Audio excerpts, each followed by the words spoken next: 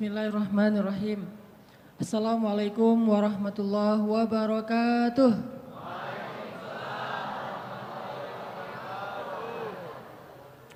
Alhamdulillahirrabbilalamin. Apa kabar anak-anak muda Tasik?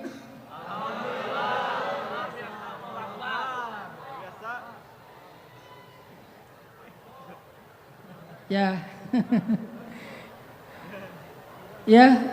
Pertama-tama saya pengen ngucapin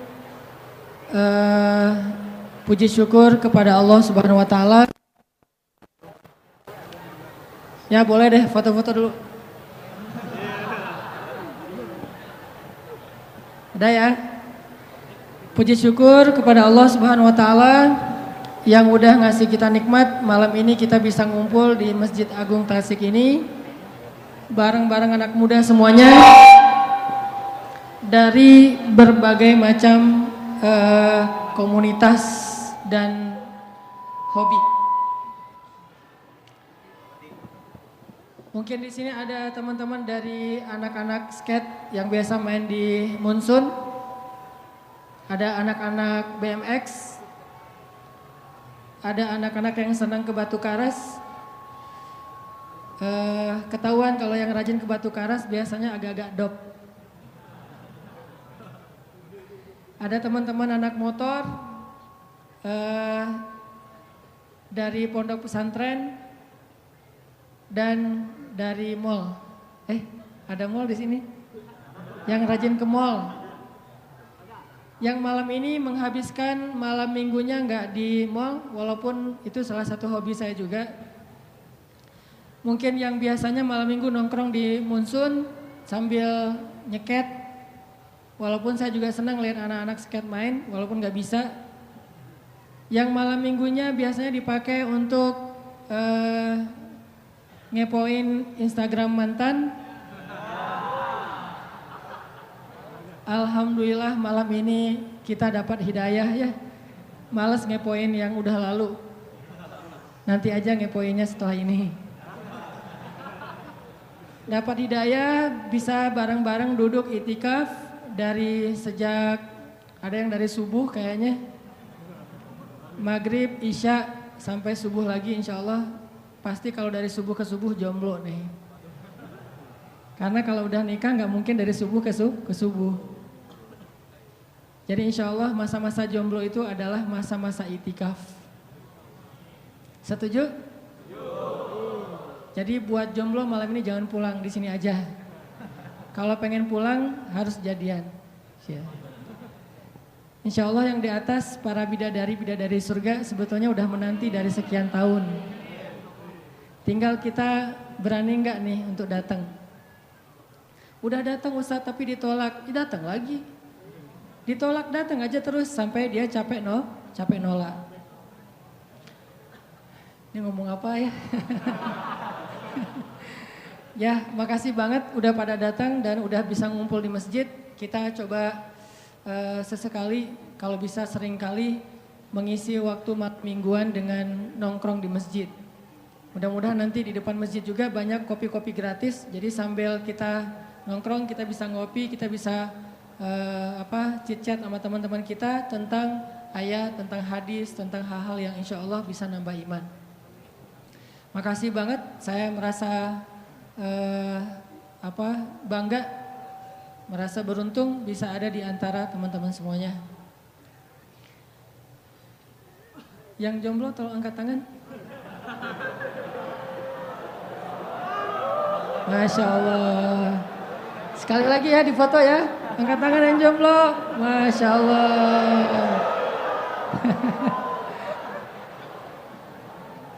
Yang udah bosan jomblo.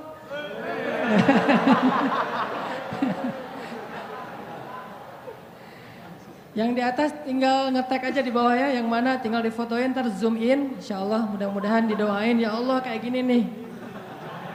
Tapi jangan terlalu ke depan ya, di situ-situ aja. Ini insya Allah udah gak jomblo. Pamer. Teman-teman yang dirahmati Allah, malam ini saya pengen sharing beberapa kisah. Dan saya mah bukan ulama yang ilmunya dalam, jadi nggak akan bahas tentang fikih Ada banyak kiai di Tasik yang luar biasa yang udah sering ngajarin kita tentang fikih, mana yang halal, mana yang haram dan seterusnya. Malam ini saya pengen sharing aja nih. Sharing kisah-kisah tentang orang yang dibela sama Allah. Kisah-kisah orang yang dibela sama Allah. Pernah gak dibela sama Allah? Pernah gak dibela sama mantan? Pas lagi reunian jalan nih, ketemuan sama teman-teman. Ada dia di situ. Terus ada yang iseng sama kita atau ada yang baper sama kita, dia belain. Lu nggak usah gitu, dia nggak seburuk yang lo sangka. Pernah nggak dibela sama seseorang yang kita pernah sayang? Yang ada ditikung ya. Ini yang ngebelain kita tuh bukan manusia. Dibelain sama orang tua pasti. Dibelain sama guru kadang. Tergantung kita kan ya, kalau kita baik ya dibelain. Dibelain sama teman, oke, itu karena emang satu komunitas, satu main, satu geng, oke lah. Tapi sekarang yang ngebelain kita, Allah, pemilik alam semesta. Yang kalau Allah udah ngebelain kita, tiba-tiba kita jadi selebgram langit. Diposting sama Allah di Instagram langit. Ada tuh hadis postingan, gimana Allah nge-mention kita di antara para malaikat. Gimana cara Allah nge-mention? Allah kalau cinta kepada seorang hamba, maka Allah akan bilang kepada malaikat Jibril, Jibril, aku cinta sama Fulan bin Fulan. Pakai @nya. Underscore. Bukan yang akun fake ya, yang beneran.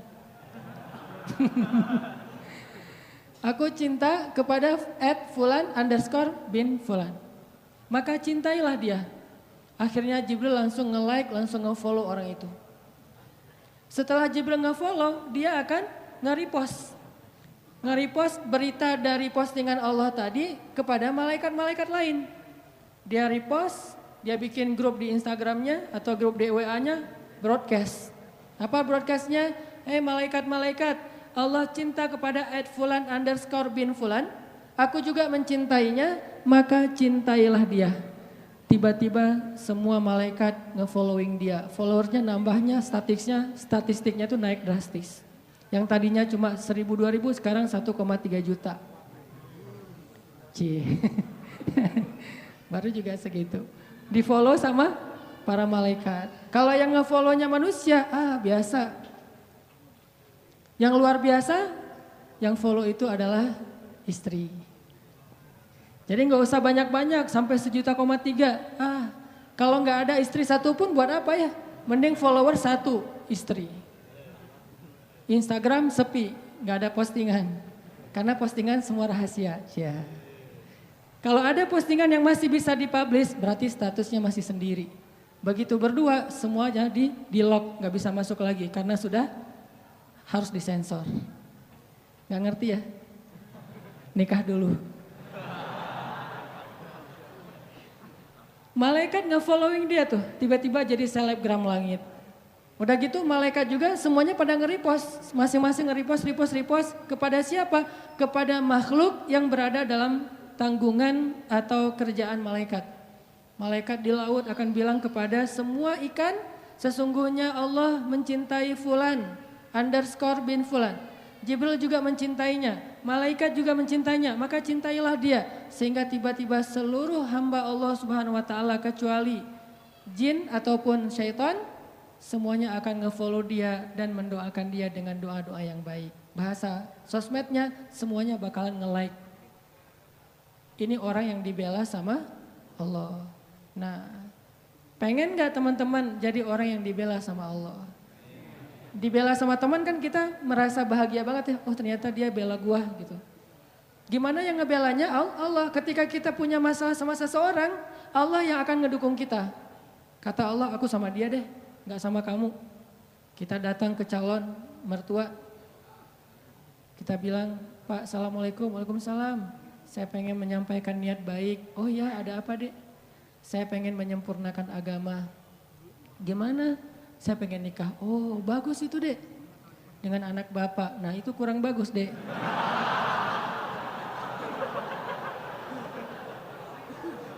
Ditolak nih mentah-mentah. Allah yang akan bela kita.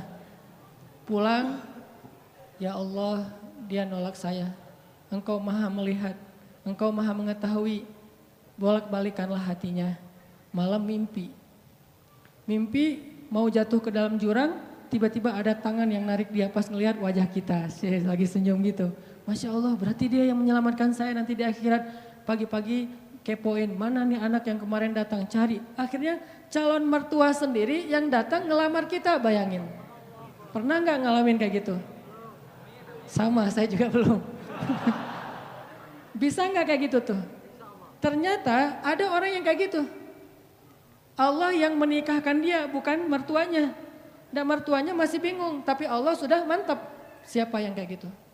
Ali dengan Fatimah.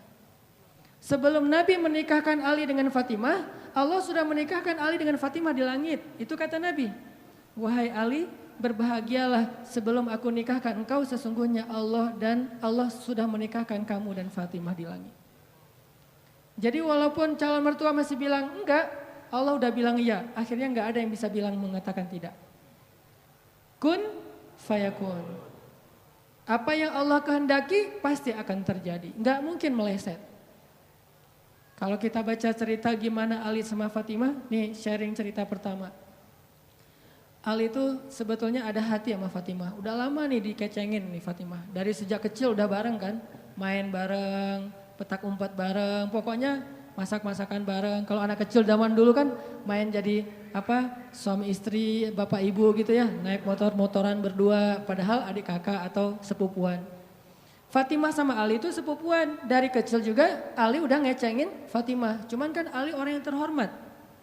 Setelah dia balik, Fatimah udah balik, udah gak mau lagi ngeliat-liat. Kalau waktu kecil biasalah anak kecil juga main, Fatimah, Ali gitu.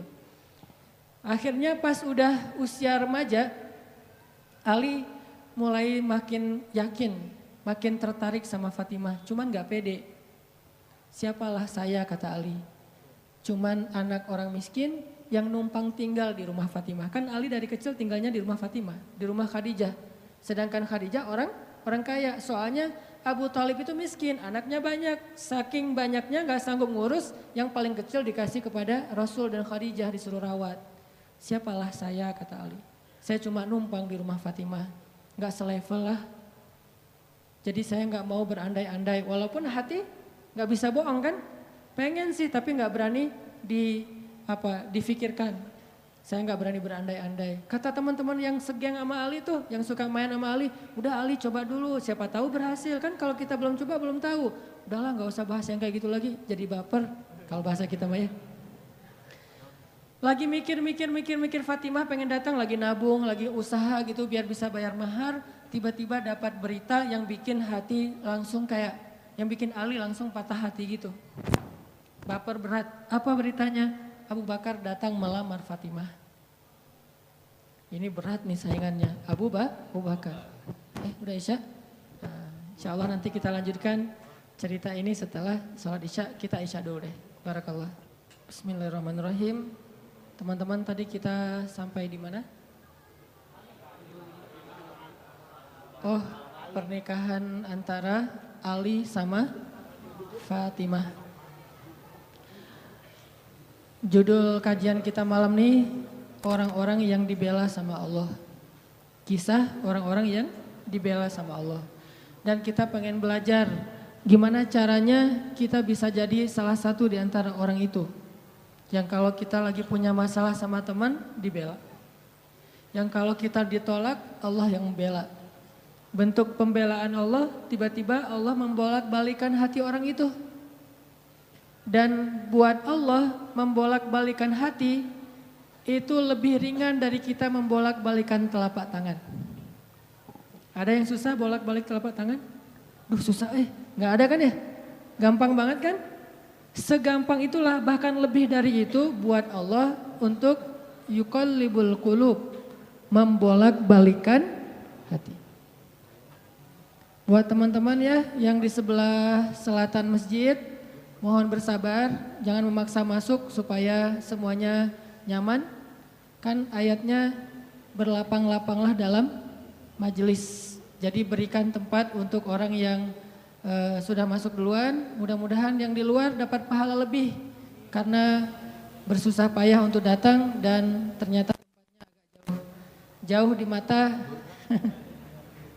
Enggak, blunder. Aneh. Oke, lanjut. Lupa Buat Allah membolak-balikan hati itu lebih gampang dari kita ngebolak-balikin tangan kita. Gampang banget nih. Jadi nggak ada yang di mata Allah atau dalam persepsi Allah ada hati yang kayaknya nih susah banget nih dibolak-balik. Jadi kamu mending nggak usah ke situ lagi deh. Saya juga kewalahan ngebolak-balik hati dia. Enggak, mudah. Terus kenapa ada yang dibiarkan, ada yang dibalikan hatinya?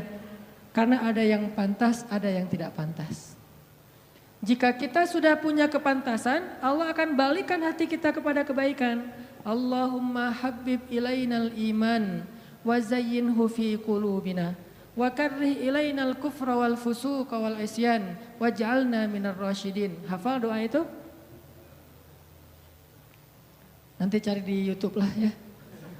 Ya Allah, jadikan kami cinta kepada amal soleh dan jadikan rasa cinta itu indah di dalam hati kami. Jadikan kami benci kepada dosa dan jadikan kami termasuk orang-orang yang mendapat petunjuk. Allah bolak-balikan.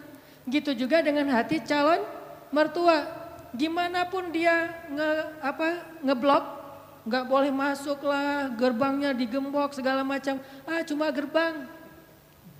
Mau 1000 lapis gerbang, kalau hatinya dibalikin, hilang semuanya tuh. Gampang banget kan? Buktinya malam ini nih. Allah membolak-balikan hati kita yang tadinya punya macam-macam rencana pada malam minggu, akhirnya Allah balikan hatinya, udah ke Masjid Agung aja deh. Bukan karena saya, bukan karena pemuda hijrah, bukan karena teman-teman panitia, tapi karena Allah mengikat hati kita, mengarahkan hati kita untuk bisa datang ke masjid. Sehingga ribuan anak muda tiba-tiba memakmurkan dan meramaikan majelis ilmu. Kalau di ribuan orang aja bisa Allah bolak-balikan hatinya, apalagi cuma satu orang. Ya, ada berapa ribu sekarang? 15.000? Lebih nih Masjid Agung ini daya tampungnya berapa? 10.000 ya? Sampai keluar. Berarti sekitar 20.000. Ini benar-benar sesuai dengan yang dulu banget saya harapin 2 tahun yang lalu bisa ngalahin Tomorrowland. Minimal DWP lah ya. Bisa ngalahin DWP atau kalau bisa Tomorrowland. Saya pernah kemarin tuh acara taklim di Pekanbaru, An-Nur, yang datang sekitar 25.000 anak muda di depan masjid penuh. Malam yang sama ada acara juga di mall, tapi acaranya sepi, yang taklimnya rame. Masya Allah, habis itu baru ke mall. Tetap aja sama-sama rame. Intinya teman-teman mudah buat Allah. Sama kayak Allah membolak-balikan hati Nabi Muhammad, mertuanya Ali bin Abi Thalib. Padahal udah yang datang itu kurang keren apa coba? Abu Bakar. Secara fisik terkenal Abu Bakar itu orangnya putih, nggak terlalu gemuk, jadi badannya tuh bagus. Terus orangnya dermawan, akhlaknya paling mulia dan nggak pernah syirik sejak zaman jahiliyah. Di antara sahabat Nabi yang gak pernah melakukan dosa syirik sejak zaman jahiliyah, Ali dan Abu Bakar. Malah Abu Bakar tuh waktu kecil pernah diajak sama ayahnya untuk nyembah patung. Begitu ayahnya selesai ibadah nyembah patung pergi, itu patung diludahin sama Abu Bakar. Dilemparin kotoran sama Abu Bakar. Apa sih lo patung doang masa disembahin? Kalau lo bisa balas gua, coba lo balas, dilemparin. Ternyata gak balas. Dari kecil juga Abu Bakar itu udah gak pernah syirik. Orang yang sangat terjaga, hanif. Dan julukannya juga sama dengan julukan Nabi Ibrahim, Siddiq. Wadhkur fil kitab Ibrahim innahu kana siddiqan nabiyya.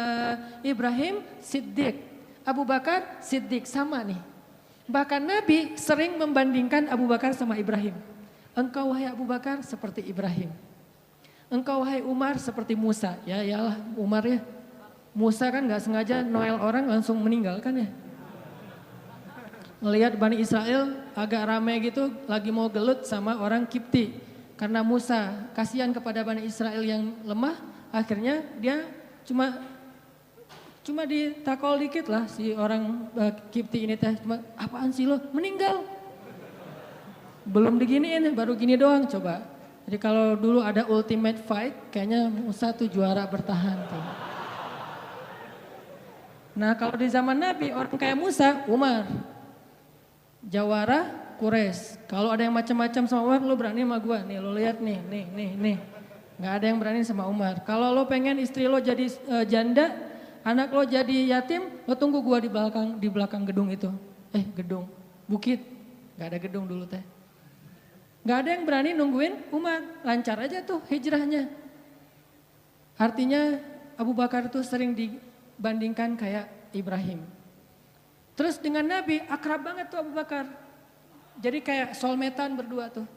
Belum dapat risalah Islam juga, Nabi itu kalau jalan sama Abu Bakar jalan yuk kemana, ngopi kalau bahasa kita teh. Ngopi sama Abu Bakar berdua. Dari zaman sebelum Islam juga Nabi itu dalam tanda petik udah sering ngopinya sama Abu Bakar. Coba, enak gak nolak teman ngopi kita? Agak susah kan, dia ngajak kemana, gak enak kan nolaknya, ya udah gue datang gitu. Ali ngerasa, wah nih yang datang nih saingan berat nih. Pernah bersaing dengan orang kayak gini? Pernah, cuman sering kalah. Gak ada saingan juga masih ditolak ya, apalagi ada saingan. Nah itu mah saya banget, bukan teman-teman. Udah biasa ditolak, pada akhirnya diterima juga. Karena saya nggak mau menyerah. Datang Abu Bakar, mau ngelamar Fatimah. Ali pas tahu berita itu, ya udahlah berarti pupus harapan. Hashtagnya berhenti aja. Udah nggak bisa ngapa-ngapain. Tidak lama kemudian setelah Abu Bakar lama di rumah Nabi terus pulang, Ali merhatiin wajah Abu Bakar, nih wajah diterima atau wajah ditolak nih. Ternyata dapat kabar Abu Bakar ditolak sama Nabi. Yes, kata Ali. Abu Bakar ditolak sama Nabi. Cuman sisi lain, Ali makin gak pede. Kalau Abu Bakar aja ditolak, siapa saya? Bahkan lebih ditolak lagi. Jangan-jangan belum sampai di pintu juga, udah Ali pulang aja deh. Abu Bakar aja ditolak. Yang kurang apa coba? Akhlak luar biasa, agama terbaik. Bahkan umat Islam paling baik imannya tuh. Dan amal solehnya Abu Bakar, gak ada tandingan lah. Mau ngelihat surganya di akhirat, orang kaya di dunia dan kaya di akhirat tuh Abu Bakar tuh. Ada orang yang di dunia miskin, di akhirat kaya. Di akhirat miskin, di dunia kaya. Kalau Abu Bakar, dunia akhirat kaya. Surganya Abu Bakar tuh dikelilingin sama Jibril. Jadi Jibril lagi pengen ngukur surganya Abu Bakar, terbang setahun. Udah setahun terbang, itu baru di pinggirnya surga Abu Bakar. Belum sampai ke tengah. Padahal Jibril itu kecepatannya lebih tinggi daripada kecepatan cahaya. Bayangin, udah setahun perjalanan cahaya baru di pinggir surganya Abu Bakar. Belum juga masuk, belum sampai ke alun-alunnya surga Abu Bakar. Baru juga perbatasan coba. Kurang apa Abu Bakar? Ditolak sama Nabi. Duh, makin gak pede, kata Ali. Cuma gak pakai, bukan orang Sunda soalnya. Gak lama kemudian datang lagi. Cowok keren, jawara Mekah, Umar datang. Assalamualaikum. Suaranya agak-agak gitulah. Walaupun susah nirunya, cempreng soalnya. Assalamualaikum, waalaikumsalam kata Nabi datang. Pas diintip sama Ali, tanya-tanya ke teman-temannya, ada berita apa nih trending topik. Ternyata trending topik di Twitter, Umar melamar Fatimah. Wah rame lagi viral di mana-mana. Makin, aduh saingannya berat-berat gini, gak ada yang di bawah saya gitu yang datang, biar saya agak-agak pede gitu. Ternyata Umar pulang juga ditolak lagi sama Nabi. Ali yes tapi tuh gimana ya kalau Umar aja ditolak yang paling kuat bisa menjaga Fatimah banget kan. Kalau ada apa-apa Fatimah tenang aja ada gua. Naik motor berdua sama Umar gitu kan zaman kita mah ya. Sengaja gak bawa jas hujan. Kalau udah hujan buka baju kasih ke ceweknya. Gak pakai baju memotoran. Cowok banget lah itu mah ya. Pulang-pulang sampai ke rumah minum antangin. Umar tuh jawarannya, Nabi kan pasti tenang banget ngasih anak ke orang kayak Umar. Keluar dia singa, di dalam dia kucing Anggora. Maksudnya apa? Dia tuh gak pernah kasar sama istrinya, walaupun dia keras kepada musuhnya. Kalau dimarahin istrinya, diem aja. Udah selesai dimarahin, udah. Ya udah pergi, nyari teman. Mau curhat habis dimarahin istri, pergi ke rumah Nabi. Pas di depan rumah Nabi kedengaran dari dalam, Nabi juga lagi dimarahin istrinya. Nabi juga diam aja. Ini teladan orang-orang soleh. Jadi yang keren tuh bukan yang gampang marahin istri, tapi yang gampang dimarahin istri. Setuju yang di atas? Cowok keren itu bukan yang gampang marahin istri, tapi yang gampang dimarahin istri. Pah, ya mah. Di dalam rumah tuh, ya mah. Di luar, apa lo? Tuh cowok keren tuh. Pas Nabi keluar, ada Umar. Ya Rasulullah, Umar gak mau ngebahas, gak mau komen lah. Daripada komentar di blog kan. Diam aja deh gitu. Udah selesai jalan sama Umar. Umar nanya, ya Rasul saya tadi habis dimarahin istri.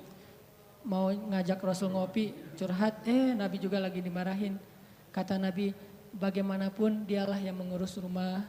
Dia yang mengurus aku, keluargaku. Nabi nyebutin kebaikan-kebaikan istri. Gak mau nyebutin, dasar emang perempuan emang kayak gitu ya. Saya tuh Nabi loh, masa Nabi dimarahin, kamu paham gak sih perasaan aku gitu. Enggak, Nabi gak ngomong kayak gitu. Nabi cuma membicarakan kebaikan istrinya.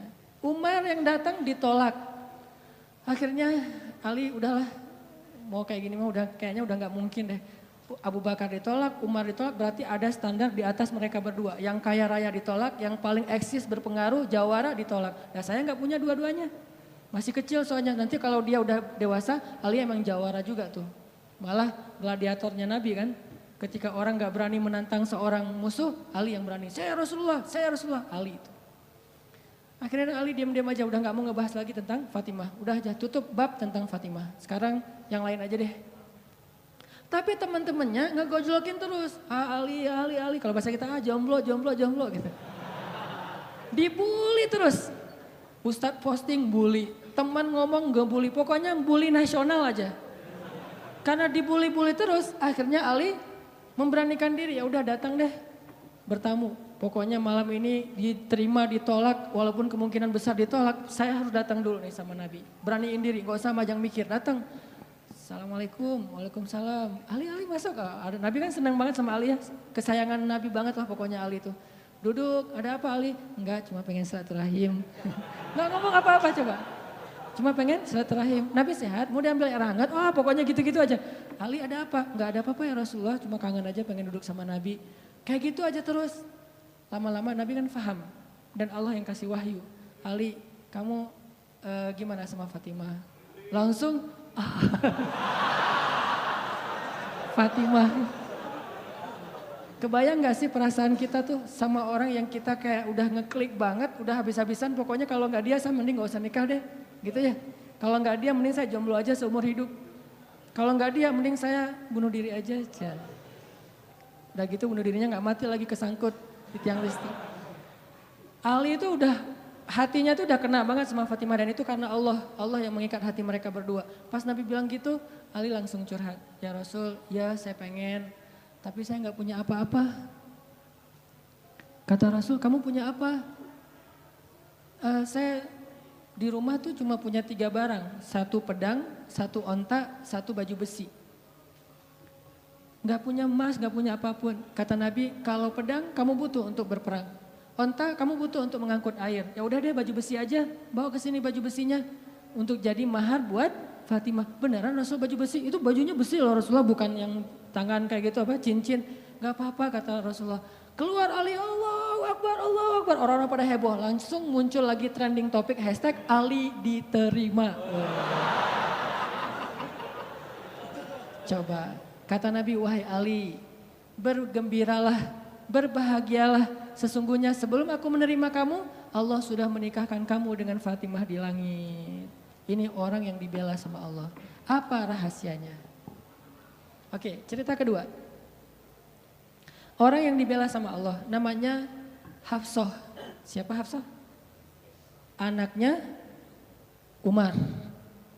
Hafsah itu artinya singa betina. Jadi bapaknya singa jantan, anaknya singa betina, sama-sama luar biasa nih. Hafsah istri Nabi, salah satu di antara istri Nabi yang solehah. Suatu hari nggak tahu gimana ceritanya, ada masalah antara Nabi dengan Hafsah. Ini nggak dibahas di dalam teks hadis apa masalahnya dan kita nggak usah kepo ya. Pokoknya ada masalah aja antara Nabi dengan Hafsah. Sehingga Nabi terpaksa menceraikan Hafsah. Diceraikan Hafsah secara baik-baik, lalu Hafsah disuruh kembali, diantar kembali ke rumah orang tuanya kepada Umar bin Khattab. Baru aja Nabi pulang, Allah mengutus Jibril. Jibril datangin Muhammad. Jibril turun mengatakan, ya Rasulullah, wahai Nabi Muhammad, rujuklah Hafsah. Sesungguhnya Hafsah adalah istrimu di dunia dan istrimu di surga. Coba bayangin. Nabi nih yang menceraikan Hafsah, tapi Allah dan Jibril ngebelain Hafsah. Berarti Allah ngebelain banget nih cewek. Cewek gimana sih kok dibelain banget sama Allah, begitu suaminya emosi, tiba-tiba nggak sengaja ngomongin, ya udah kita jalan sendiri-sendiri aja. Allah yang ngasih pertolongan, Allah yang ngebelain si cewek ini. Sehingga Allah mengutus Jibril, langsung turun Jibril buru-buru kepada Nabi Muhammad sebelum masa iddah Hafsah selesai. Lalu Jibril mengatakan, rujuklah Hafsah, sesungguhnya dia istrimu di dunia dan istrimu di surga. Akhirnya Nabi pun merujuk Hafsah. Apakah Hafsah marah-marah kepada Nabi Muhammad? Enggak. Apakah Hafsah mengutus Umar? Kan ayah tuh jawara, udah datengin dong Rasulullah tuh mencarain saya enak aja. Enggak mengandalkan makhluk sama sekali. Hafsah cuma gini, ya Allah, saya yang salah bukan Rasulullah. Tapi saya tidak bisa hidup tanpa Rasulullah. Dia adalah cinta sejati saya. Allah langsung, ya benar Hafsah, udah gua turunin sih. Jibril turun. Jibril turun nih coba. Ya Rasulullah, rujuk Hafsah, dirujuk. Apa rahasia orang cewek sekeren Hafsah sampai dibelain dari langit ketika dia bercerai sama suaminya? Kisah yang ketiga. Cewek juga dibelain sama Allah sampai turun ayat. Kalau tadi dua cerita tidak turun ayat, cuman ilham atau wahyu dalam bentuk isyarat. Kalau sekarang sampai turun ayat loh. Yang ada di dalam surat Curhat. Teman-teman tahu surat Curhat? Surat Al-Mujadalah. Kan terjemahan dari Mujadalah curhat kan ya? Jadi kalau kita pengen lihat curhat itu juga ada di dalam Al-Quran. Bahkan jadi nama surat Curhat. Al-Mujadalah atau Al-Mujadilah. Siapa yang dikisahkan di dalam surat itu? Coba teman-teman buka surat Al-Mujadalah, surat 58 ayat 1. Yang punya aplikasi Al-Quran di handphonenya, coba buka surat 58 ayat 1, Al-Mujadalah. Kita lihat nih, gimana Allah ngebelain seorang cewek yang disebut di dalam ayat itu. Saya bacain ya. A'udzu billahi minasy syaithanir rajim. Yuk, bareng-bareng.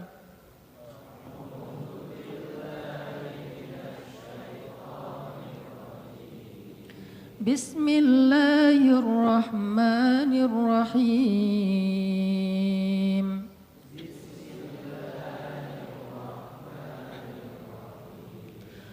Qad sami'a Allahu qawla allati tujadiluka fi zawjiha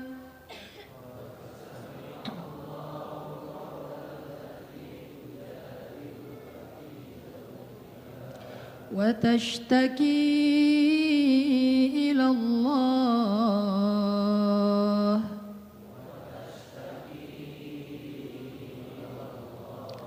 والله يسمع تحاوركما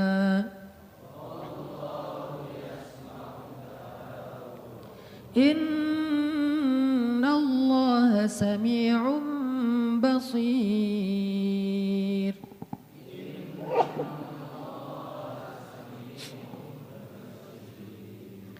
Sungguh Allah telah mendengar ucapan seorang perempuan yang meminta nasihatmu tentang suaminya.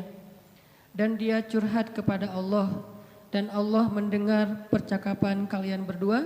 Sesungguhnya Allah maha mendengar lagi maha melihat. Siapa cewek ini? Namanya Khawlah bintu Sa'labah. Namanya Khawlah. Catat tuh. Biar kita kalau ngegosip, gosipnya tentang sahabat. Siapa istri Nabi ini gosip ya? Tapi gosip yang benar. Siapa istri Nabi yang pintar masak? Jarang dengar kan? Istri Nabi yang pintar masak namanya Zainab. Ummu Salamah. Istri Nabi yang pintar masak namanya Ummu Salamah. Kalau di zaman kita mah jadi Ummu Salamah Cake, punya brand. Pokoknya kalau Ummu Salamah udah masak, Nabi itu senang banget. Masakan kesukaan Nabi itu dimasakin sama Ummu Salamah. Nah sekarang kita ngebahas cewek lain nih yang dibela sama Allah pas dia lagi ada masalah dengan suaminya, namanya Khawlah bintu Sa'labah. Apa yang terjadi? Khawlah tuh diuji dengan punya suami pemarah. Orangnya tuh gampang bete, gampang marah-marah. Pokoknya kalau udah jalan sama suaminya, di jalan dia marah-marah aja. Sama supir angkot marah, sama motor marah, marah aja kerjaannya. Dasar nih orang gak bisa nyetir, dasar nih angkot, dasar. Kerjaannya marah-marah. Dan kalau istrinya salah dikit, dimarahin sama suaminya.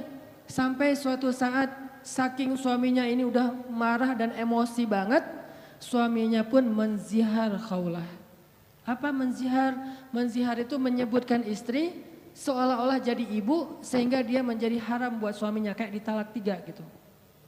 Kamu buat saya seperti ibu saya, berarti udah nggak bisa lagi jadi suami istri, udah jadi kayak ibu dan anak. Itu tradisi Arab jahiliyah. Nah gara-gara dia dizihar sama suaminya, dia kan bingung. Terus kalau saya udah digituin, apakah saya masih boleh serumah sama suami saya? Masih boleh tidur bareng dengan suami saya? Kan bingung nih. Minta nasihat dan fatwa kepada kiainya. Waktu itu adalah Rasulullah SAW. Datang nih Khawlah ke Nabi dalam wajah yang sedih. Baru dizihar, ditalak 3 sama suaminya, dia datang, ya Rasulullah.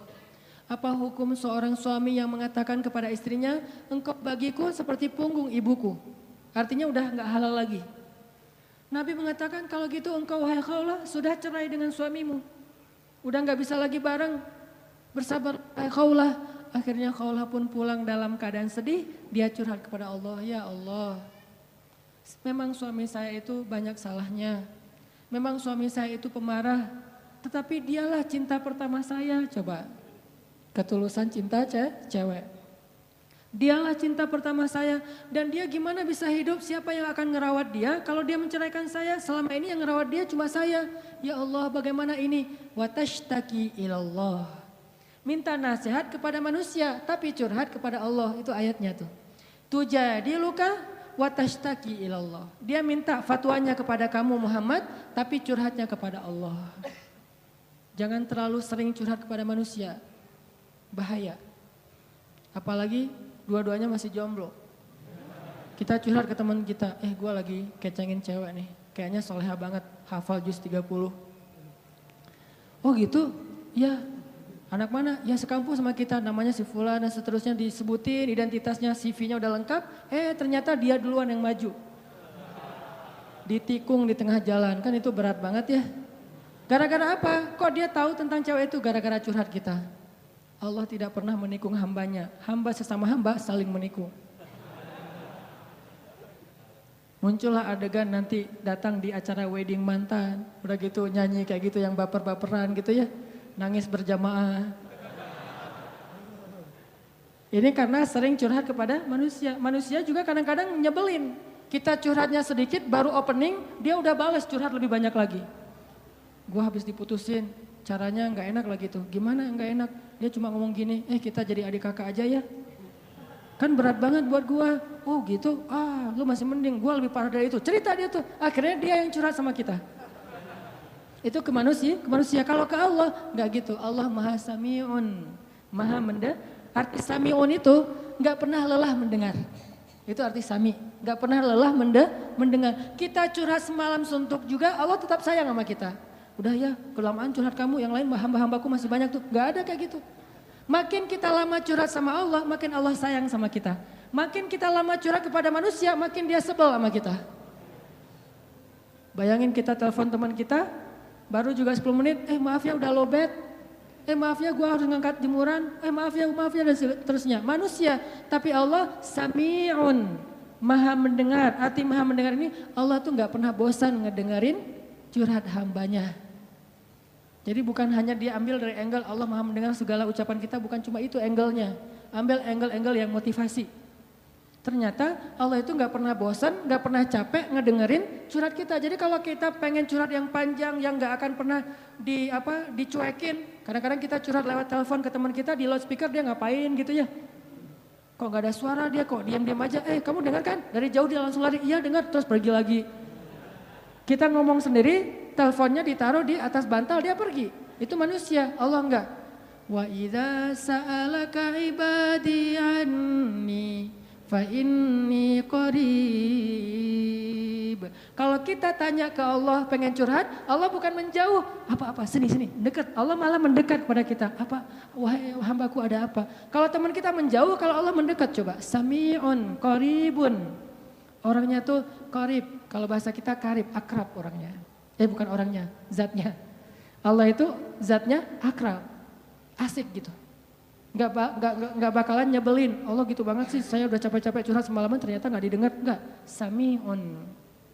Curhat ke Allah. Begitu Khawlah curhat ke Allah, akhirnya Allah turunkan ayat ini. Sesungguhnya Allah sudah mendengar dan melihat percakapan kalian berdua. Maka sesungguhnya zihar itu perbuatan dosa. Maka tetapi bisa untuk dianulir. Gimana menganulir zihar? Nanti dijelasin di ayat-ayat berikutnya. Allah marahin suaminya, Allah menasehati Rasulullah sehingga akhirnya Rasulullah memanggil kembali Khawlah, Khawlah kesini dong. Datang Khawlah, ada apa ya Rasulullah? Allah telah mendengar percakapan kita wahai Khawlah. Allah mendengar percakapan Rasul dengan Khawlah dan disebutin percakapannya sehingga kemudian Allah mengatakan sesungguhnya perbuatan zihar itu adalah dosa besar. Dimarahin tuh suaminya sama Allah. Allah sendiri yang marahin suaminya. Gimana kok ada cewek yang dibela banget sama Allah sampai suaminya dimarahin Allah ketika menyakiti dia. Ini seseorang yang luar biasa, sesuatu banget nih. Bisa nggak kita jadi cewek-cewek yang seperti Khawlah di zaman now? Ya. Bisa nggak tuh? Dibelain sama Allah. Begitu kita ada masalah sama teman kita, dia menghina kita, mencela kita, Allah yang ngebelain kita. Mungkin gak akan turun wahyu lagi karena wahyu sudah terputus sejak Rasulullah wafat. Tapi Allah punya banyak cara membela hambanya, bukan cuma dengan wahyu. Apa rahasia Khawlah jadi orang sekeren ini? Sehingga ketika suatu hari Umar bin Khattab udah jadi presiden kedua, Amirul Mukminin julukannya. Umar pernah lagi kayak belusukan, lagi jarambah gitu masuk ke gang-gang. Tiba-tiba ketemu Khawlah. Dan waktu itu Khawlah udah jadi nenek-nenek, udah agak senior nih. Lihat Umar lewat, diberhentiin sama Khawlah. Tunggu dulu. Bayangin presiden diberhentiin sama nenek-nenek. Ini presiden luar biasa ya. Mobilnya dengan segala pas pampresnya diberhentiin sama dan pakai pas pampres karena banyak yang pengen bunuh Umar kan. Akhirnya terpaksa pakai pengawal. Diberhentiin sama Khawlah, tunggu dulu, berhenti.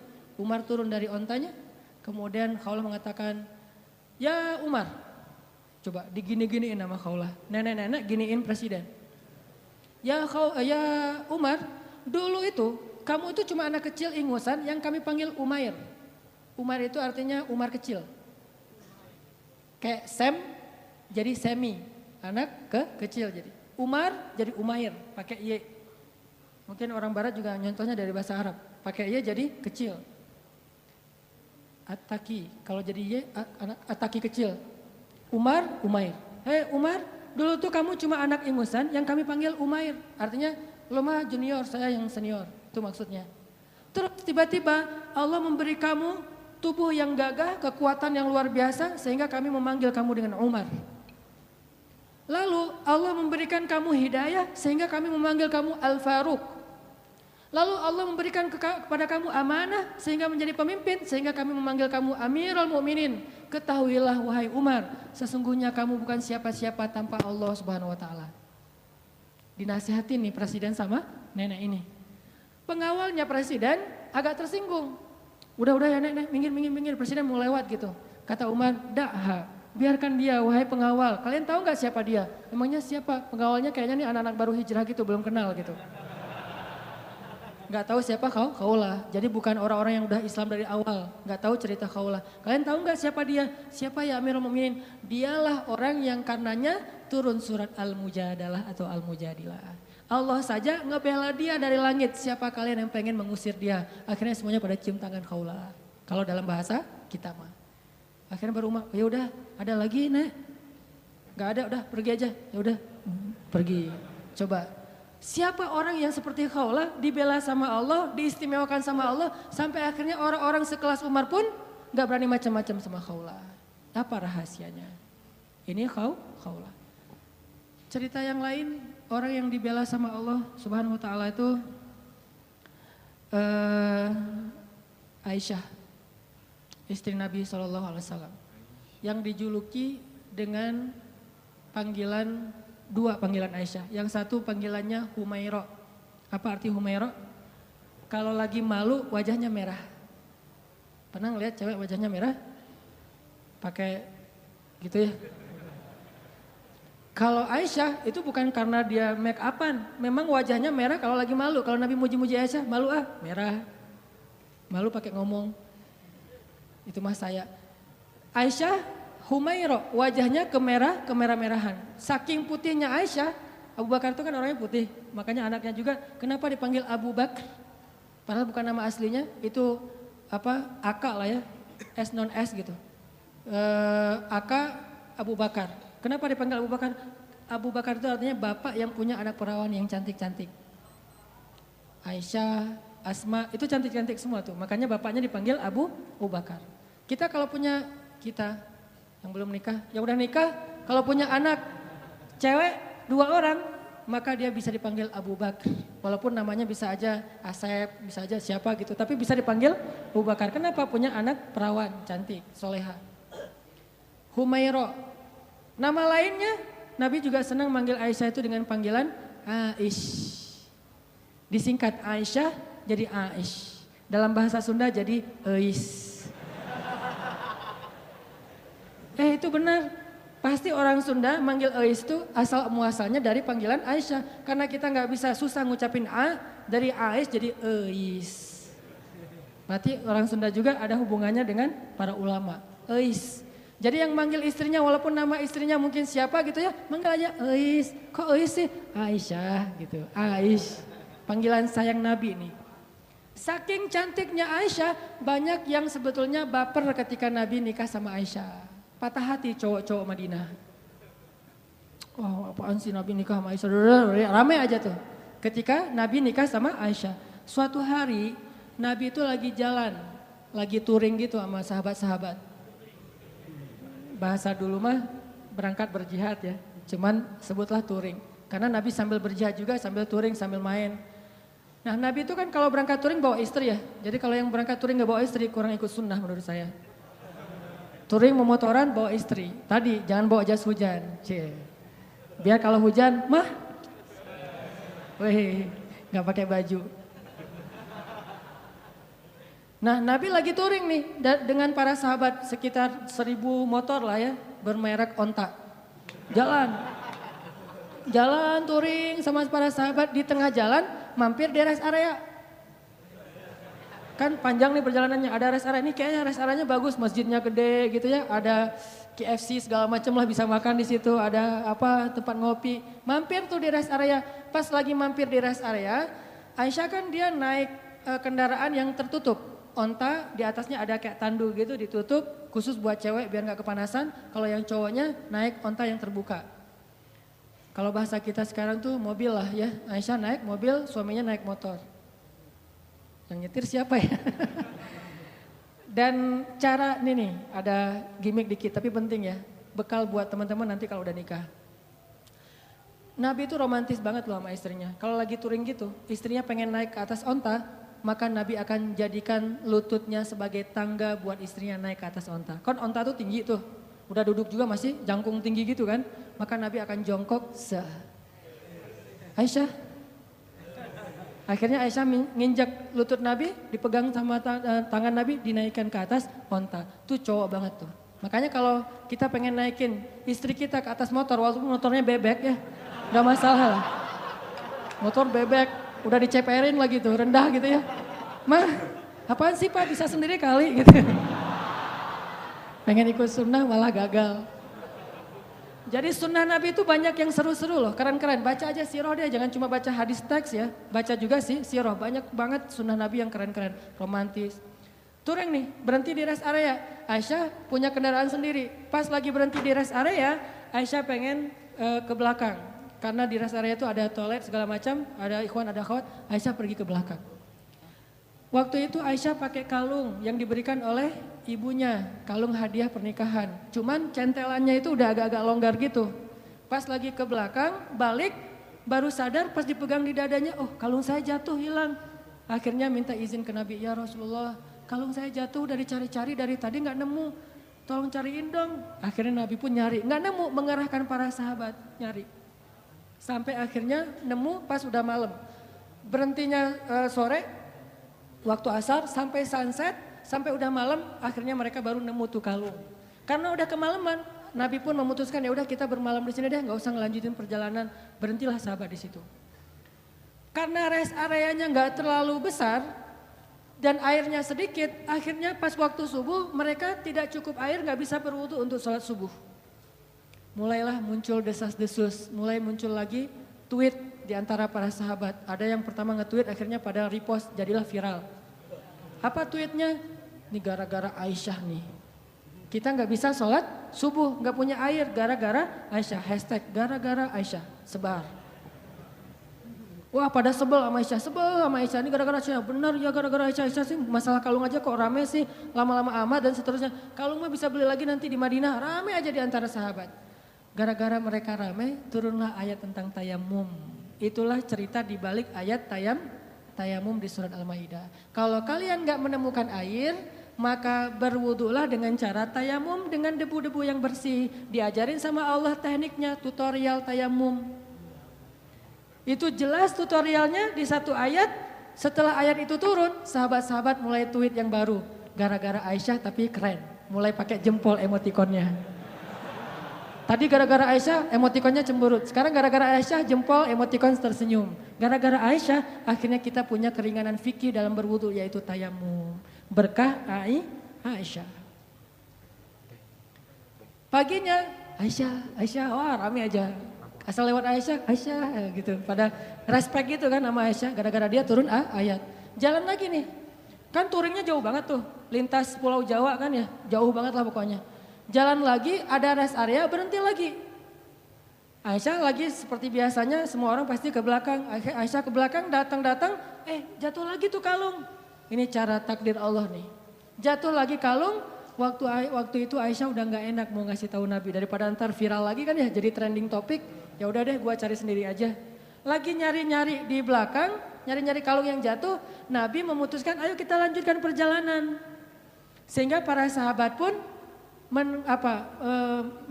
membangunkan, memberdirikan onta itu dan jalan. Nah tadi Aisyah kan masuknya di atas tanduk. Waktu itu sahabat yang mengangkat tanduk nggak sadar kalau di dalamnya Aisyah udah nggak ada. Kenapa? Itu menunjukkan bahwa Aisyah itu kurus. Itu komen ulama di hadis tersebut. Makanya kalau baca hadis jangan cuma baca teksnya, baca komennya juga. Biar lebih jelas gitu. Oh ternyata kata ulama Aisyah itu kurus. Kenapa bisa kurus? Dia rajin zumba. Zumbanya Aisyah ngepel di rumah, beres-beres rumah itu zumbanya Aisyah. Jadi keringatan terus sehingga badannya tuh bagus. Gak pernah lebih dari 55 kilo. Kalau ada di atas 55 kilo berarti gak ikut sunnah. Ya. Buat cewek ya, buat cewek. Aisyah tuh masih kurus, jadi dia ada di dalam tandu gak ada, sama aja gak terlalu ngaruh. Karena berat tandu lebih berat daripada Aisyah.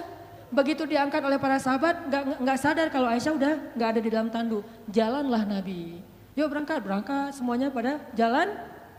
Kalau di tol kan gak bisa balik arah tuh, udah jalan-jalan aja, ketinggalan di rest area. Nah Aisyah lagi nyari-nyari, pas dia dapat, senang, alhamdulillah udah dapat nih. Balik ke tempat Nabi tadi berhenti, ternyata pasukan Islam atau rombongan touring udah pada pergi. Ketinggalanlah Aisyah dari rombongan touringnya. Karena tertinggal, Aisyah pun berpikir nanti kalau Nabi sadar pasti Nabi akan jemput lagi nih. Ya udah saya tunggu aja. Sambil nunggu Aisyah pun duduk di sebuah batu bersandar. Karena nunggunya lama bersandar di batu lama-lama ketiduran. Tertidur di sebuah batu gitu. Nabi kalau ngelakuin touring biasanya menempatkan seorang sahabat sebagai penyisir jalan di belakang. Takutnya ada barang yang ketinggalan, orang ketinggalan kayak gitu. Namanya Sofwan bin Mu'attal. Sofwan ini jomblo terkeren di Madinah. Anak Madinah yang keren, masih jomblo pula. Dan biasanya cewek-cewek kalau Sofwan lewat, Sofwan gitu. Sofwan tuh terkenal lah, paling keren. Kalau di Mekah yang keren kayak Sofwan itu Mus'ab bin Umair. Yang parfumnya gak ada duanya di Mekah, cuma ada satu. Sehingga kalau Mus'ab lewat di sebuah gang, cewek-cewek langsung sadar, Mus'ab baru lewat loh, kenapa? Gua cium harumnya parfum Mus'ab. Kalau Mus'ab nyuci pakaiannya, maka orang berlomba-lomba pengen ngambil pakaian itu untuk cuci bareng dengan pakaian dia supaya parfumnya pindah. Saking kerennya parfum, memang parfum gimana? Harga 100 milinya, 100 mili itu yang kecil, 20 juta. Karena saya pernah pas lagi umroh nyari-nyari parfum kayak gitu tuh di Bin Daud, di Hilton, di depan Masjidil Haram. Pas saya masuk ditanya sama yang penjaganya, dari mana? Indonesia. Udah gak usah masuk deh. Kenapa? Indonesia bakhil katanya.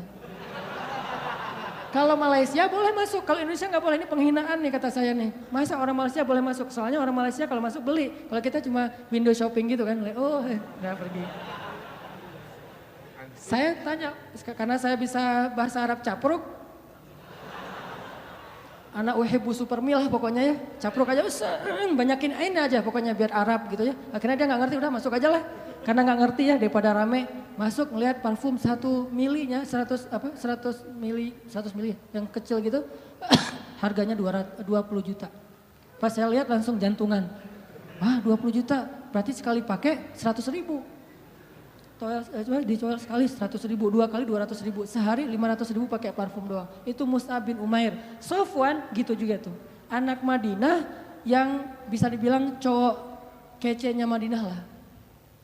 Lagi nyisir, pas sampai di rest area ngeliat ada cewek lagi tidur di atas batu. Bukan tidur lebih tepatnya, bersandar di batu ketiduran.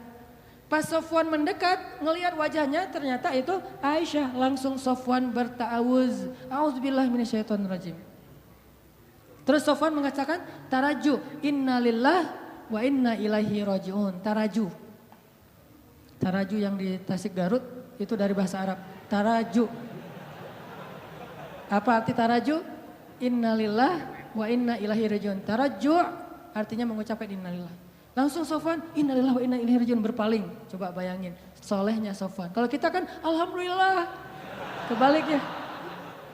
Kalau Sofwan, innalillah. Nih cowok keren tuh kayak gitu tuh, innalillah. Kalau Maryam, ngelihat Jibril, kan Maryam pernah lagi sendirian tuh di mihrab, lagi berzikir. Tiba-tiba datang cowok keren namanya Gabriel. Jibril itu kan kalau turun ke bumi berwujud basyaron sawiyya, laki-laki yang sempurna. Pas Maryam ngelihat cowok keren gitu, apa kata Maryam? A'udzubillah. Bukan Masya Allah, bukan. A'udzubillah. Jadi cewek-cewek nih, kalau ngelihat postingan ada cowok yang keren, a'udzubillah. Yang mana ya tadi? A'udzubillah aja, jangan dilihat.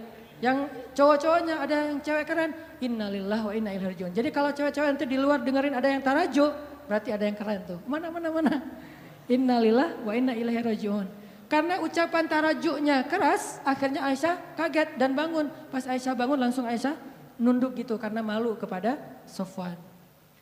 Sofwan gak banyak nanya, Aisyah ngapain sendiri di sini lagi nungguin saya ya? Enggak.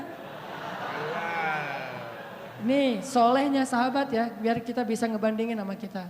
Enggak nanya Aisyah lagi ngapain di sini, Aisyah kenapa duduk di situ, Aisyah enggak. Begitu udah selesai tarajuk, Aisyah bangun, Sofwan langsung mengambil ontanya, didudukkan di dekat Aisyah, terus Sofwan menjauh dan membelakangi. Untuk apa? Biar Aisyah naik ke atas onta dan Sofwan gak ngelihat gimana cara si cewek itu naik. Kalau udah nikah romantis banget, kalau belum nikah terjaga banget. Tuh benar-benar orang-orang yang luar biasa. Belum nikah dia menjauh, gua gak pengen lihat gimana cara Aisyah naik di atas motor, kan naiknya cewek di atas motor apalagi boncengan pas pulang sekolah kan agak sesuatu ya. Bahaya kan? Nah Sofwan gak mau ngelihat itu. Cara cewek naik, walaupun Aisyah itu sangat terjaga auratnya, tapi masih Sofwan menjaga hatinya. Gak mau lihat ngelihat ke sana, tapi di sebelah sana ada cermin, jadi bisa tembus ke belakang. Gak ngelihat. Kalau di mall kan suka gitu ya, buang muka gitu ke arah cermin, biasa bisa ngelihat dari sebelah sana. Bukan pengalaman ya. Pernah. Nah, akhirnya Sofwan menjauh, membelakangi Aisyah. Dalam durasi kira-kira si cewek ini udah selesai naik ke atas unta. Begitu udah selesai, Sofwan datang ngambil tali kekang unta dan ditarik. Untanya berdiri jalan. Sofwan jalan kaki di depan, Aisyah naik di atas unta. Itu cara paling bagus boncengan. Jadi jangan dibonceng gitu. Apalagi nih ojek-ojek online ya. Kalau yang ordernya cewek, Neng, naik, Neng. Kita mah gak usah naik ke atas motor, di samping aja dorongin motor. Kenapa Mang kok gitu caranya? Sofwan. Sofwan itu siapa? Gak pernah ikut talim ya. Makin sombong ya, makin ria. Sofwan narik tuh tali kekang onta, Aisyah di belakang. Gak pernah sekalipun Sofwan menoleh ke belakang. Aisyah butuh sesuatu? Enggak. Atau mungkin bisa miss call kalau ada apa-apa. Ini nomor saya, modus. Gak ada sama sekali. Aisyah gak diajak ngobrol, Aisyah kenapa tinggal sendiri dan segala macam. Enggak sama sekali, diam sepanjang perjalanan sampai di Madinah. Nabi sampai di Madinah gak sadar kalau Aisyahnya ketinggalan. Karena Nabi gak langsung pulang. Biasanya nyambut tamu dulu, ada urusan negara lah. Nah lama baru dari belakang Aisyah dengan Sofwan muncul. Di Madinah waktu itu kebenaran orang-orang Yahudi lagi nongkrong di gerbang. Karena salah satu hobi orang Yahudi itu nongkrong di jalan. Senang banget nongkrong di jalan tuh. Nongkrong gitu-gitu ya di jalan. Nah pas lagi orang Yahudi nongkrong di jalan, tiba-tiba dari kejauhan datanglah Aisyah dengan Sofwan berdua. Tapi satu di atas onta, satu lagi narik tali kekang onta. Orang Yahudi tadi lagi nongkrong nih, lagi ngobrol. Datanglah Aisyah sama Sofwan, begitu mereka ngelihat Sofwan dan Aisyah, langsung sepi. Diam semua orang Yahudi, diam aja. Diam, tuh ada yang lewat. Diam, pas udah lewat, gue bener ngelihatnya tadi gak bermimpi nih. Enggak, gue juga ngeliat yang sama. Bener kan Aisyah, bener. Mulai gosip muncul. Judulnya masih aman nih, Aisyah dan Sofwan pulang berdua. Judul standar lah ya, mainstream. Judulnya Aisyah dan Sofwan pulang berdua, benar nggak? Benar, tapi orang persepsinya apa? Selingkuh kan? Ada affair nih antara Aisyah dengan Sofwan. Judulnya nggak bisa dihujat. Saya tuntut kamu pencemaran nama baik, nggak bisa. Orang judulnya benar. Aisyah dan Sofwan pulang berdua. Atau nanti dikembangin lagi. Aisyah dan Sofwan ada apa? Tanda tanya. Bisa aja kayak gitu. Ada apa dengan AADA gitu. Ada apa dengan Aisyah. Nah gara-gara orang Yahudi nyebarin tweet, hashtag, postingan kayak gini. Mulai viral di antara kaum muslimin. Ada apa dengan Aisyah? Aisyah selingkuh, Aisyah dan Sofwan ada sesuatu. Ramelah fitnah di antara kaum muslimin tentang Sofwan dan Aisyah. Sampai akhirnya fitnah ini terdengar kepada Rasul. Nabi juga sempat hampir ragu sama Aisyah. Saking semua orang ngebicarain itu. Lo udah dengar berita belum? Apa? Aisyah sama Sofwan ternyata kemarin pulang berdua ada sesuatu tuh. Oh gitu? Kan suka gurih ya omongan-omongan kayak gini nih. Bisa ditambah-tambahin, pecinnya ditambahin, jadilah pecinnya banyak. Makin banyak pecin, makin sedap. Makin susah untuk berhenti kan? Nah gitulah gosip. Akhirnya viral, jadi trending topik di Madinah, Aisyah dan Sofwan ada affair. Sampai ada seorang sahabat, kalau gak salah namanya Abu Ayyub, pulang ke rumah. Nanya ke istrinya, Mah udah dengar berita yang lagi trending topik belum? Udah Pak, Mama juga baru buka Instagram, kata istrinya. Mama punya Instagram kok Bapak gak di follow? Bahaya. Aisyah sama Sofwan katanya di fitnah ada sesuatu. Gimana menurut Mama? Kata Abu Ayyub. Nih jawaban istrinya nih jadi panduan buat kita kalau dengar gosip. Apa kata istrinya? Ya Abu Ayyub, gimana pendapat engkau jika ada mengatakan engkau selingkuh dengan seorang perempuan? Kata Abu Ayyub, ya gak mungkin lah. Papa mau selingkuh, kan udah cukup dengan Mama. Mama kan segalanya buat Papa, udah gak ada lagi, gak akan terbuka lagi lah hati Papa buat cewek yang lain mah. Udah gitu-gitu. Benar Pak, benar. Sesungguhnya Sofwan itu lebih soleh daripada Papa. Kalau Papa gak mungkin selingkuh, maka Sofwan juga gak mungkin. Oh gitu, ya deh. Ditanya lagi sama istri Abu Ayyub, Pak, ya Abu Ayyub, gimana menurut engkau jika ada yang mengatakan Mama selingkuh? Kata Abu Ayyub, nauzubillah gak mungkin. Papa percaya banget sama Mama. Mama itu kan cewek yang paling setia, yang menjaga diri dan segala macam. Kata istrinya, sesungguhnya Aisyah lebih soleha daripada Mama. Kalau Mama aja gak mungkin selingkuh, apalagi Aisyah. Coba, gampang kan menyelesaikan masalah kayak gini? Ada isu, sesungguhnya dia lebih soleh daripada kita. Kalau kita aja gak mungkin, pasti dia lebih gak mungkin lagi. Gitu caranya, husnuzon. Tapi di luar, berita itu tetap berkembang. Sampai akhirnya Nabi datang ke rumah Aisyah, bertanya kepada Aisyah, ya Aisyah, pasti kamu sudah mendengar berita tentang ini. Gimana menurut kamu wahai Aisyah? Kata Aisyah, kalau saya bilang berita itu bohong, mungkin Nabi nggak percaya sama saya, padahal itu bohong. Kalau saya bilang itu benar, tapi Allah Maha tahu bahwa itu tidak benar, maka saya tidak akan membela diri. Wallahul musta'an, saya akan curhat hanya kepada Allah saja, Allah yang Maha menolong. Masuk ke kamar, Aisyah kecewa gitu sama Nabi. Karena Nabi dianggap nggak ngebelain Aisyah. Nabi juga bingung, benar nggak, emang kayak gitu, saking parahnya berita ini. Nabi juga bingung nih, hampir aja Nabi menceraikan Aisyah. Saking luar biasanya fitnah. Nggak lama kemudian Nabi dalam keadaan sedang sedih, rasa perasaannya itu lagi kacau banget. Turun surat An-Nur, ngebelain Aisyah. Sesungguhnya orang-orang yang menyebarkan berita bohong itu adalah bagian dari umat Islam sendiri. Ternyata yang menyebarkan itu bukan orang Yahudi. Orang Yahudi cuma munculin tweet pertama orang Yahudi, tapi yang bikin dia viral orang Islam. Mungkin postingan pertama bukan dari orang Islam, dari luar. Sengaja pengen bikin masalah. Yang bikin itu jadi fitnah, kita sendiri nge-repost sembarangan. Mungkin gak ada masalah sebetulnya, kita aja yang membentur-benturkan. Sesungguhnya yang membawa berita bohong itu adalah orang Islam sendiri. Maka katakan kepada mereka, jika kalian tidak bertobat sesungguhnya itu zalim yang paling besar. Janganlah kalian meringankan ucapan kalian, meremehkan, sesungguhnya di sisi Allah itu dosa besar, dan seterusnya. Satu halaman penuh ayat turun untuk ngebelain Aisyah. Bayangin, satu halaman di surat An-Nur. Khusus tentang Aisyah. Akhirnya Nabi pas dapat ayat ini, ngumpulin para sahabat, ayo ngumpul. Nabi pun membacakan ayat itu, para sahabat bertakbir, Allahu Akbar. Ternyata sudah turun tabayyun dari langit, bukan dari bumi. Klarifikasinya yang membersihkan nama baik Aisyah dan Sofwan, Allah Subhanahu wa taala, langsung dari Allah. Sehingga akhirnya Nabi pun datang ke rumah Aisyah, nyari, ya Abu Bakar, sudah turun ayat. Mana Aisyah? Aisyah disuruh keluar oleh Abu Bakar. Ketika Aisyah udah keluar, Rasulullah mengatakan, ya Aisyah, berbahagialah, Allah sudah turunkan ayat yang membela kamu, bahwa sesungguhnya itu semuanya berita bohong. Aisyah pun masuk lagi ke kamar dalam keadaan ngambek. Abu Bakar masuk ke dalam, Aisyah kenapa masih ngambek sama Rasulullah? Udah ucapin terima kasih sama Nabi. Kata Aisyah, enak aja, ngapain saya minta terima kasih ke Rasulullah, kan yang bela saya Allah. Udah biarin aja orang itu, kata Aisyah. Coba, apakah Rasulullah marah? Enggak. Kata Abu Bakar, ya Rasulullah, Aisyah lagi ngambek, gak mau ketemu. Ya udah nggak apa-apa, memang Aisyah pantas untuk melakukannya. Nabi pun pergi. Biarkan Aisyah menyelesaikan, merecovery dulu perasaannya. Selang beberapa hari Nabi datang lagi, udah normal lagi.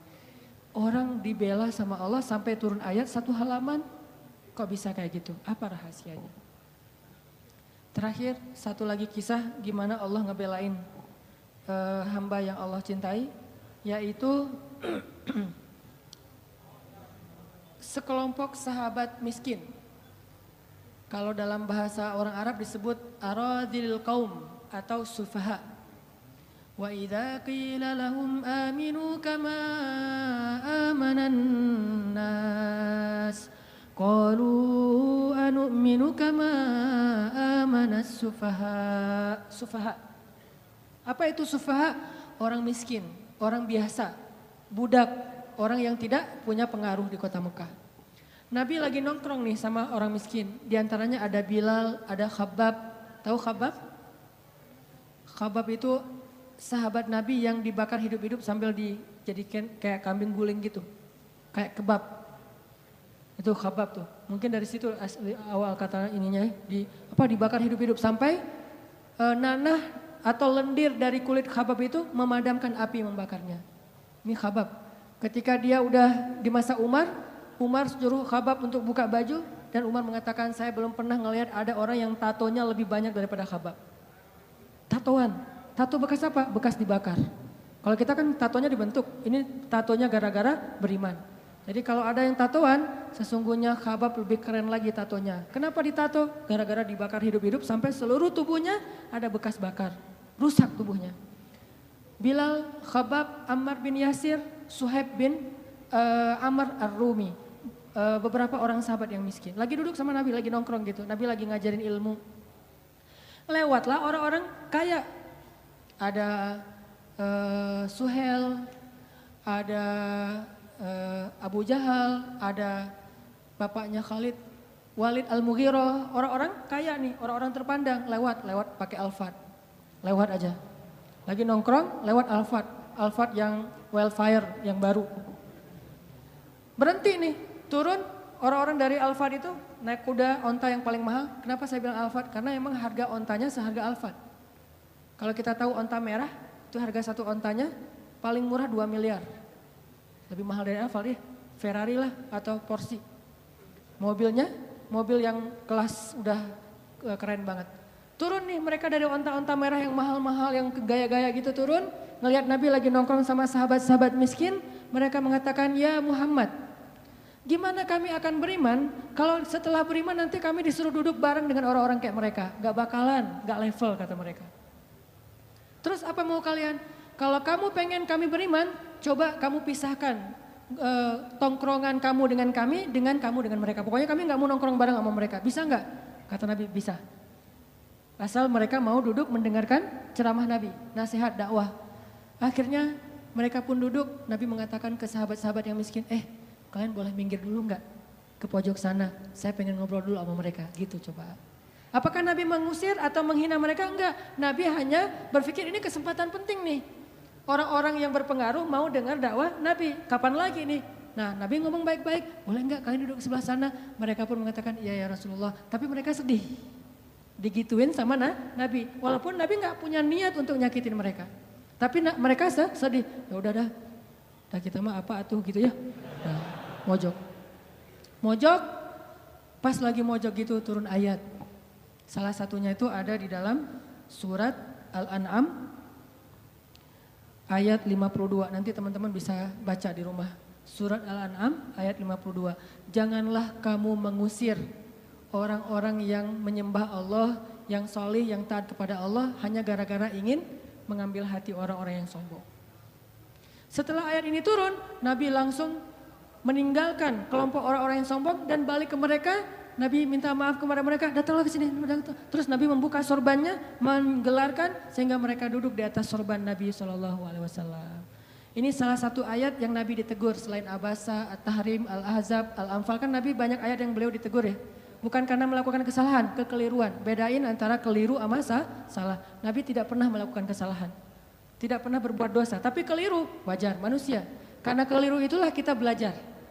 Kalau kita keliru jangan sombong untuk mau memperbaiki. Nabi juga mencontohkan kayak gitu. Nabi pernah sholat, lupa. Harusnya 4 rakaat jadi 2 rakaat. Dan sahabat ikut aja kan. Udah selesai 2 rakaat, salam. Sahabat bingung, akhirnya salam juga. Udah selesai salam, sahabat nanya, Rasul tadi kita sholat model baru ya, kalau bahasa kita.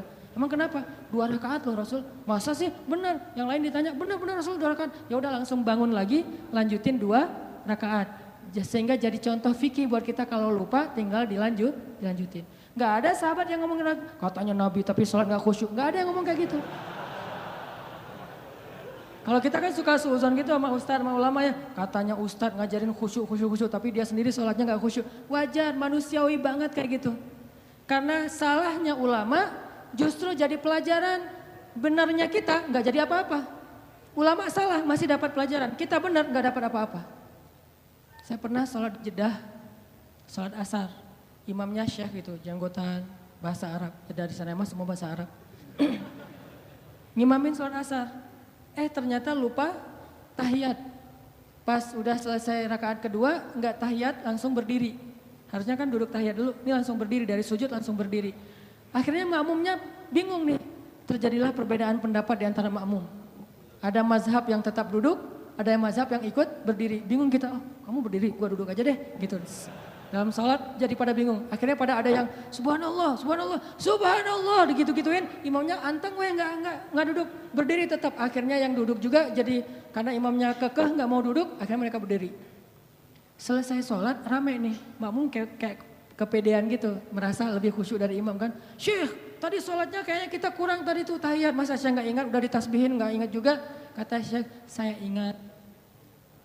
Cuman ketika kalian bertasbih mengingatkan saya udah sempurna berdiri. Berdiri itu rukun sholat, duduk itu sunnahnya. Tidak boleh yang rukun dikalahkan oleh yang sunnah mengalahkan yang rukun. Kalau saya udah sempurna berdiri, nggak boleh duduk lagi. Kecuali saya baru setengah berdiri, kalian mengatakan subhanallah, saya akan duduk. Oh gitu Syekh, maaf ya Syekh. Ternyata salahnya ulama, pelajaran buat kita. Kita udah benar, nggak jadi apa-apa sama orang lain. Gitu kan ya? Nabi juga pernah melakukan kekeliruan. Dan banyak ayat yang menegur Nabi. Termasuk ayat ini. Kenapa mereka semua dibela oleh Allah? Tadi ada Hafsah, siapa lagi tadi di awal? Ada Ali, ada Khawlah, ada Aisyah, ada Bilal dan teman-temannya. Apa rahasianya mereka dibela sama Allah Subhanahu wa taala? Rahasianya satu, teman-teman. Coba teman-teman buka surat Fussilat, surat 41 ayat 30. Itulah rahasianya. Surat Fussilat, surat 41 ayat 30. Nih, kita baca ya dikit lagi. Surat Fussilat, surat 41 ayat 30. Bismillahirrahmanirrahim. Mangga.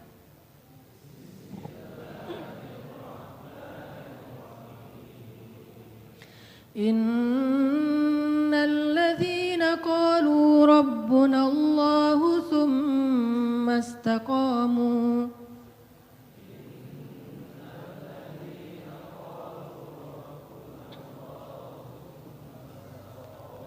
تتنزل عليهم الملائكة ألا تخافوا ولا تحزنوا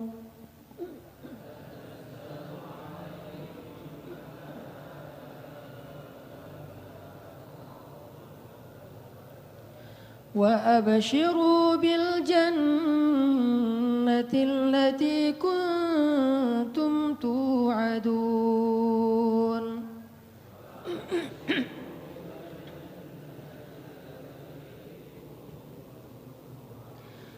نحن أولياؤكم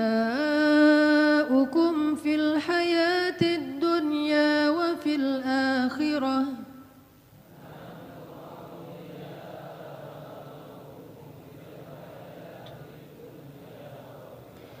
ولكم فيها ما تشتهي أنفسكم ولكم فيها ما تدعون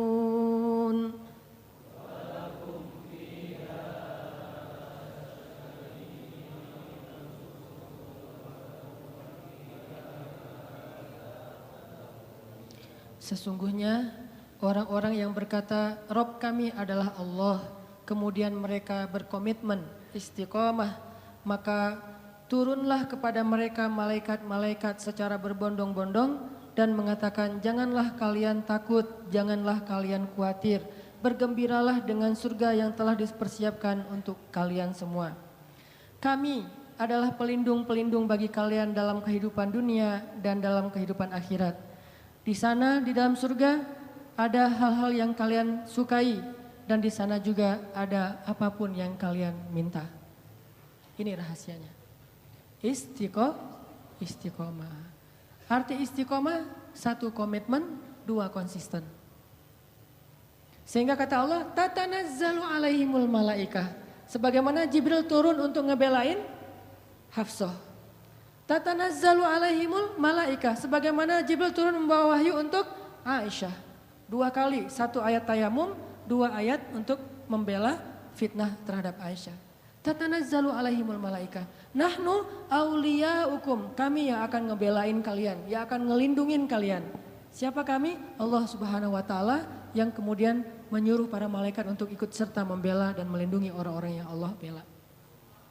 Siapa mereka? Orang yang istiqomah. Makanya terus aja on the track, jangan sampai kita melenceng. Kalau terlanjur melenceng langsung balik lagi. Melenceng langsung balik lagi, cara baliknya dengan taubah dan istighfar, hijrah. Kalau kita istiqomah, nanti suatu saat setelah istiqomah kita diakui oleh Allah, disahkan, Allah udah ridho, oh ternyata benar kamu istiqomah, maka Allah Subhanahu wa taala yang akan membela kita, bukan manusia. Allah sendiri yang bakal ngebelain kita. Mudah-mudahan kisah-kisah tadi bisa jadi booster buat hati kita agar lebih istiqomah, lebih komitmen dengan agama Allah. Jangan kecewain Allah, maka Allah gak bakalan ngecewain kita. Jangan tinggalkan Allah, maka Allah gak bakalan ninggalin kita. Jangan cuekin Allah, maka Allah juga gak akan nyuekin kita. Aku tergantung prasangka hambaku kepadaku. Barakallahu li walakum. Wassalamualaikum warahmatullahi wabarakatuh.